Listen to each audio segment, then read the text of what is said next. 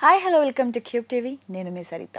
ఈరోజు నాతో పాటు MA astrology gold medalist Shri Lakshmi గారు మనతో పాటు ఉన్నారు. ఆవిడతో మాట్లాడదాం. నమస్తే మ్యామ్. నమస్తే మా. జ్యేష్ఠ పౌర్ణమి అంటే ఏంటి, దాని ప్రాముఖ్యత ఏంటి, ఆ రోజు ఏం చేయాలి, ఏం చేయకూడదు? జ్యేష్ఠ పౌర్ణమి అంటే మనకి తెలుగు మాసాలు ఉంటాయి కదా, చైత్రం, వైశాఖం, జ్యేష్ఠం. ఇది మూడోది. అలాగే మనకి చాంద్రమాన ప్రకారం పౌర్ణమి రోజు ఏ నక్షత్రం అయితే వస్తుందో, నక్షత్రంతో కూడి ఉంటుందో అది ఆ మాసానికి మనకి పేరుగా రావడం జరుగుతుంది. ఓకే. సో జ్యేష్ఠ మాసం కాబట్టి ఆ పౌర్ణమి, అక్కడ పౌర్ణమి రోజు మనకి జ్యేష్ఠ నక్షత్రంతో కూడిన పౌర్ణమి వస్తుంది. కాబట్టి ఈ మాసాన్ని మనం జ్యేష్ఠ మాసం అని పిలుస్తాం.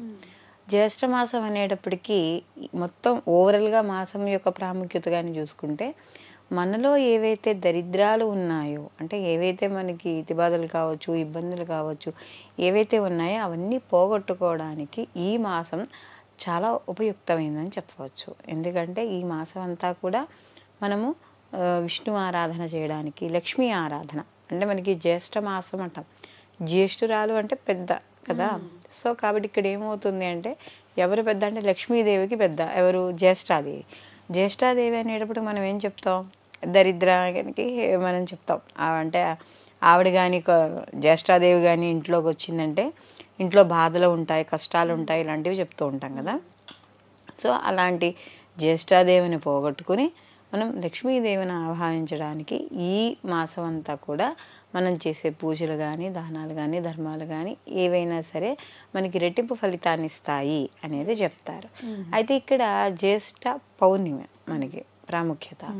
ఈ జ్యేష్ఠ పౌర్ణిమ రోజు మనకి సహజంగా పౌర్ణమి రోజు అనేది సముద్ర స్నానాలకి వాటికి ఉపయోగిస్తారు. పౌర్ణిమ అనేటప్పటికి అంటే మనం జనరల్గా ప్రతి పౌర్ణమి అమ్మవారి యొక్క ఆరాధనకి ఎక్కువగా చేస్తాం. అందులో జ్యేష్ఠ మాసంలో పౌర్ణమి రోజు విశేషంగా అమ్మవారి ఆరాధన అనేది ఉంటుంది. ఎందుకంటే ఇందాక మనం చెప్పుకున్నట్టుగా మనలో ఏవైతే ఇబ్బందులు, మన ఇంట్లో ఏవైతే ఇబ్బందులు ఉన్నాయో ఆ ఇబ్బందులను పోగొట్టుకోవడానికి మనకి ఈ జ్యేష్ఠ పౌర్ణమి అనేది ఉపయోగపడుతుంది. అలాగే ఈ పౌర్ణమిని ఏరువాక పౌర్ణిమ అంటారు. ఏరువాక పౌర్ణిమ అంటే ఏంటంటే, మనకి నాగలి అంటే ఇప్పుడు వ్యవసాయదారులు, రైతులు ఉంటారు కదా, ఆ రైతులు వాళ్ళ యొక్క ఆయుధాలు ఏముంటాయి? నాగలి అలాంటివే కదా వాళ్ళకు ఉండేవి. సో వాటికి పూజ చేసి వాళ్ళ దగ్గర పశువులు అంటే ఎద్దులు ఇలా ఉన్న వాటిని అన్నింటినీ కూడా, ఆవులు ఇలాంటివి ఉంటాయి కదా, ఆ పశు సంపద ఏదైతే ఉందో ఆ పశు సంపదను అన్నింటినీ కూడా వాళ్ళు శుభ్రం చేసి వాళ్ళకి పసుపులు రాసి బొట్టులు పెట్టి పశువులకి పూజ చేసి వాళ్ళకి ఒక దద్దోజనం కింద కానీ, పొంగలు కానీ వాటికి పెట్టడం అనేది జరుగుతుంది. సో కాబట్టి వాళ్ళు ఏంటంటే ఆ రోజు వాళ్ళు ఆ పశు సంపదను అంతటిని పొలాల దగ్గరికి తీసుకెళ్ళి అందరూ ఒక చోటుకి చేరి వాళ్ళకి ఒక పండుగగా చేసుకోవడం అనేది జరుగుతుంది. ఏరువాక పౌర్ణమి. మరి ఎందుకు అసలు ఈ పశువుల్ని తీసుకెళ్ళి దున్నడం అవన్నీ చేయడం అంటే, మనకి తొలకరి జర్లు పడుతూ ఉంటాయి. అవును. సో అప్పటి వరకు ముందంతా కూడా మనకి వేసవకాలం, రోహిణి, కత్తి ఇవన్నీ అయ్యి నేల అంతా కూడా బాగా గట్టిగా అయిపోతుంది, ఎండిపోయి ఉంటుంది. ఒక్కో చోట అయితే బీడలు కూడా వచ్చేస్తాయి. అందులో ఇప్పుడున్న కాలమాన పరిస్థితుల ప్రకారం ఇంకా ఎండలు పెరిగిపోతున్నాయో తప్ప తరగదు. అవును. సో కాబట్టి ఈ తొలకరి జర్లు ఎప్పుడైతే పడ్డాయో భూమి కాస్త మెత్తపడ్డం అనేది జరుగుతుంది, లైట్ గా ఉంటుంది. అంటే కొంచెం ఇలా అది దగ్గర పడుతుంది. అప్పుడు ఏమవుతుంది? ఎప్పుడైతే నాగలి పెట్టారో అది కొంచెం విచ్చుకున్నట్టుగా అవుతుంది. ఎందుకంటే ఇదంతా కూడా కాస్త దున్నుకుని పెట్టుకుంటారు. దీని తర్వాత ఏం చేస్తారు? ప్రిపేర్ చేసుకుని దాని తర్వాత వీళ్ళు విత్తనాలు మామూలు అవన్నీ వరి అవన్నీ వేసుకోవడానికి ఈ మాసం అనేది ఉపయోగపడుతుంది. కాబట్టి ఈ పౌర్ణమిని వీళ్ళు విశేషంగా చేసుకుంటారు. అందులోనూ మనకి పౌర్ణమి అనేటప్పటికీ చంద్రుడు గుర్తుకొచ్చేది. చంద్రుడు సహజంగా కానీ ఆయన చూసుకుంటే ఆయన ప్రకృతికి మనకి వచ్చే ఆ వనమూలికలు, అంటే ప్రకృతి పరంగా మనకు వచ్చే వనమూలికలు ఉంటాయి కదా, దాని అన్నింటికీ కూడా చంద్రుడు కారకుడు. సో ఈ ఆయుర్వేదం అంటే ఇప్పుడు మనకి చెప్పేవాళ్ళు వనమూలికలు అంటే ఆయుర్వేదం కింద మనం చెప్తూ ఉంటాం. సో కాబట్టి ఈ ఏవైతే మూలికలు ఉన్నాయో వాటికి అన్నింటికీ కూడా ఆధారం ఎవరు అంటే చంద్రుడు, అంటే వెన్నెల. మనకి చంద్రుడు చెప్పేది అదే కదా. సో ఈ పౌర్ణమి రోజు ఆ రోజు ఆ జ్యేష్ఠ నక్షత్రంతో కూడుకున్న పౌర్ణమి కాబట్టి ఈ చంద్రుడు కూడా దానికి సంబంధించిన వాడు కాబట్టి ఈ రోజు జ్యేష్ఠ పౌర్ణమి రోజు రైతులందరూ కూడా ఈ యొక్క ఏరువాక పౌర్ణమిని చేసుకుంటారు. రెండు వట సావిత్రి నోమని చేసుకుంటారు. వట సావిత్రి నోమని మనకి సావిత్రీదేవి అందరికీ మహాపతివ్రత అని తన భర్తని ఆవిడ వివాహం చేసుకునే ముందర కూడా ఆ సావిత్రి యొక్క తండ్రి గారు ఆయన పేరు అశ్వపతి మహారాజు. ఆయన ఒకసారి సత్యవంతుడి యొక్క జాతకం చూపించినప్పుడు, వివాహం కాకముందే చూపించినప్పుడు ఆయనకి అల్పాయుద్ధాయం తెలుసు. కానీ సావిత్రి ఆవిడ ఇష్టపడ్డారు కాబట్టి ఇద్దరికి వివాహం చేసుకోవడం, తర్వాత తన భర్త యొక్క ప్రాణాలు మళ్ళీ తను తిరిగి సంపాదించుకోవడం ఇది అందరికీ తెలిసిందే. అయితే ఇప్పుడు ఏమిటి అంటే ఈ వట సావిత్రి రోజు మనకి చెట్టు ఉంటుంది కదా, మర్రి చెట్టు, ఇవన్నీ రావి చెట్లు ఇవన్నీ ఉంటాయి కదా. అంటే యాక్చువల్గా ఏంటంటే ఈ మర్రి, రావి, జువ్వి ఇవన్నీ కూడా చెట్లు ఇవన్నీను మనకి ఏం సూచిస్తాయి అంటే ఆ చెట్ల కింద జల పొరలు ఉంటాయి.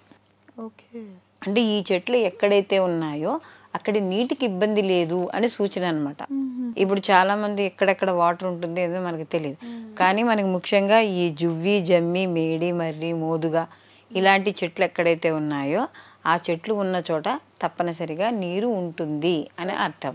సో కాబట్టి ఇట్లాంటి వాడి దగ్గరికి, ఈ రావి చెట్టు దగ్గరికి వాడి దగ్గర వెళ్ళి ఈ మొదట్లో కాస్త పాలు అవి పోసి, మనకి దారం ఉంటాయి కదా, దారంతో మనం పసుపు, ఎరుపు దారాలతో రావి చెట్టుకి తీగల కింద కట్టి పూజ చేసుకోవడం అనేది వట సావిత్రి కింద చేసుకుంటారు. అలాగే వట సావిత్రి చేస్తారు మేడం దాన్ని, లేకపోతే ఇంకొక రోజు అంటే మామూలుగా అయితే కొంతమంది ఏదో శనివారాల లెక్క కింద దారాలు కట్టు కొంతమంది శనివారాలు చేస్తారు, కొంతమంది పౌర్ణమి రోజు ఇలా విశేషంగా చేస్తూ ఉండడం, కొంత వాళ్ళ ఇంటి ఆచారాల ప్రకారం అంటే ఇంటి సాంప్రదాయాల ప్రకారం కూడా కొంత ఉంటుంది. సో ఇలాంటి సమయాలంటే ఈ జ్యేష్ఠ పౌర్ణమి రోజు ఇలా చేసుకోవడం. అలాగే పౌర్ణమి రోజు ప్రతి పౌర్ణమికి, అందులో జ్యేష్ఠ పౌర్ణమికి విశేషంగా మనం అలాగూ జ్యేష్ఠ మాసం విష్ణు లక్ష్మి ఆరాధన కోసం, లక్ష్మీను నారాయణుల యొక్క ఆరాధన కోసం అని చెప్తున్నాం. కాబట్టి ఈరోజు లక్ష్మీనారాయణ ఆరాధించడము, అలాగే మనం సత్యనారాయణ స్వామి వ్రతాలు, ఉపవాసాలు ఉండి సాయంకాలం లక్ష్మీదేవికి విశేషంగా పూజ చేసుకోవడం.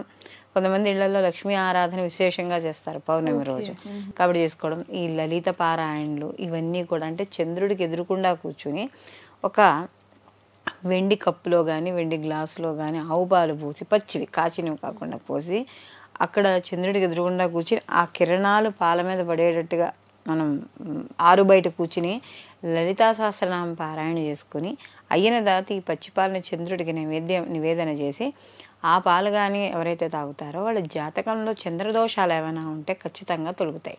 ఎందుకంటే పౌర్ణమి రోజు ప్రత్యక్షంగా అమ్మవారు మనకి చంద్రుల్లో ఉంటుంది అని చెప్పి మనకి అంటే ఆవిడ ప్రత్యక్షంగా మనం చూస్తుంది అని ఒక నానుడి.